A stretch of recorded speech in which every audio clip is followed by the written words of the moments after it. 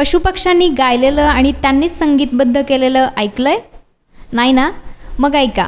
Jaydatt films निर्मित माचीवरला बुधा या 16 जून रोजी प्रदर्शित होणाऱ्या चित्रपटातील 19,000 किलोमीटर प्रवास करून देशभरातील जंगलात हिंडून दिग्दर्शक जयदत यांच्या संकल्पनेतून साकारलेलं पशुपक्ष्यांच्या आवाजातील हे एक अनोखं गाणं.